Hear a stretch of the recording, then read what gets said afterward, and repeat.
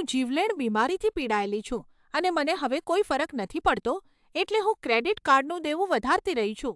હું 51 વર્ષની છું. 2 વર્ષ સુધી કેન્સર સામે લડ્યા પછી, એક પગ ગુમાવ્યા પછી અને તમામ મુશ્કેલીઓને હરાવ્યા પછી અંતે સારવાર કામ કરતી બંધ થઈ ગઈ. મારી પાસે હવે માત્ર થોડા અઠવાડિયા, કદાચ 2 મહિના બાકી છે. મારી પાસે પોતાનું ઘર કે ગાડી નથી અને બેંકમાં માત્ર 2000 પાઉન્ડ છે. તેથી મેં કંઈક એવું કર્યું જેનાથી મને મુક્તિ મળી. મેં ફજારની લિમિટ અને સતત વ્યાજવાળું એક ક્રેડિટ કાર્ડ લીધું અને હવે હું જે કંઈ ઈચ્છું છું તે ખરીદી રહી છું. આ દેવું મારી સાથે જ મરી જશે.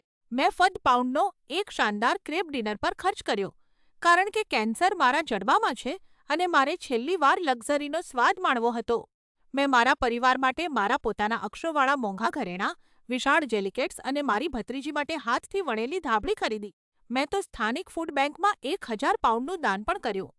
લોકો મને ઈશ્વરને શોધવા કહેતા હતા, પણ મરતા માણસના ગળા નીચે ધક્કા મારીને ધર્મ ઉતારવો એ મને પસંદ નહોતું. મારે તો બસ થોડી અરાજકતા અને દયા જોઈતી હતી. મેં મારા છેલ્લા દિવસો સફરજન અને ચીઝ ખાતા મારા પરિવાર અને કૂતરાઓની વચ્ચે વિતાવ્યા. 9 મહિના પછી મારી જોડિયા બહેનને આ પોસ્ટ મળી. જુલાઈમાં મારા પ્રિયજનો અને અનેક ફૂલ લિમિટ થયેલા ક્રેડિટ કાર્ડ્સની વચ્ચે હું શાંતિથી વિદાય લીધી.